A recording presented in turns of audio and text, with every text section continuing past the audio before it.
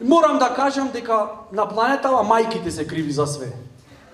Најсериозно, ево. Татковците не толку, ама мајките да. Зашто татковциве не се вртат многу дома. Ако ке не си на местото на злосторот, формално правно ти немаш одговорност, така? А мајка ево земи. Значи, без разлика колку и да е спремна жената, не може ти да оиш на работа да се бориш за кариерата, да готвиш, да периш, да чистиш, да слушаш маштика што ти плямпат вака требело, така не требело. Мајка ти да ти кажи да организираш дома протести, да дојдат све крвава да ти организират контрапротести. Изгора на света треба да го воспиташ детево правилно.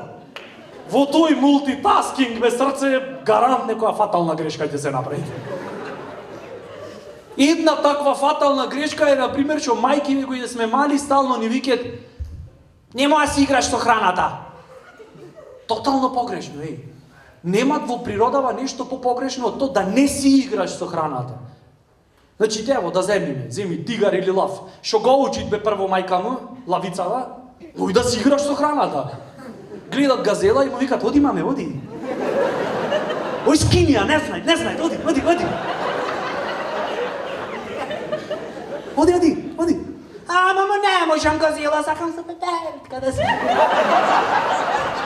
Е, доста така пеперутка како некој рафиниран. Биди лав малце. Синче, газелана ти ја купивме за роден ден, заш беше многу фино дете, то не е живо билке, тоа е играчка. Оди поиграј си, скинија. Кил. И дете си викат, да. И так ребренца. Мајко му. Убај биле. И кој ќе пораснит, ќе сватит дека пола газели во Африка тој ги истребил, зашто се заиграл малио. Ама тогаш е касно да станит вегетаријанец. И ништо си продолжи понатаму во животов, лавчево си игра се храни. И тоа е тоа, животов е тако. А не нас, немој да си играте со храната, Мирослава, дојди ваму. Дојди пред мене, реков. Кај што морково ти со цвеклото? Мамо, најмор, ке си играме куварки. Амер, какви куварки? Остај ги морково ти цвеклото, земете барбики, играјте ко секој дете. Куварки ке ми играле тие. Не оставаш куварки да играте, ама после 20 години глата ќе чукаш, зашто не можела се мажи.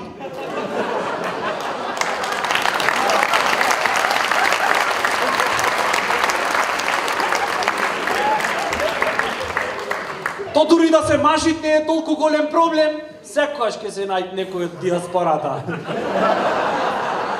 То душа постар човеков, ама шо, бар во ресторани ќе јајде. Зашто е диаспора? Диаспора, ама таму работите прилично брзо се дешаве. Ти немаш време дома да готвиш, зато цело време во ресторанче, так.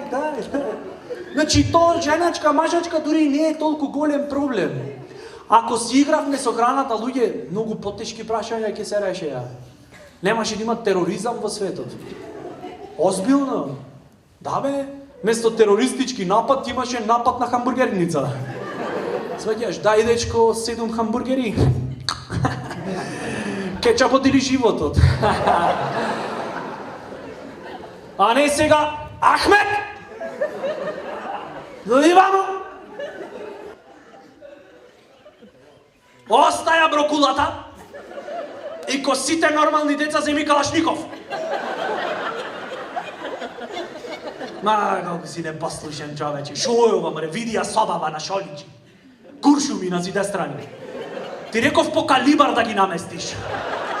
Ја плачиш после, кај ми се. Ама нема, касно е. Шо е ова, види, експлозив на сите страни. Куќава права бомба е. Катастрофа, чакам. Замисли. Она. Тоаш немаше да имат потреба сите место калашников раце, блендер ќе држевме. Само храна, најтешко оружје, блендер. Најтешко оружје, витаминска бомба. Смути.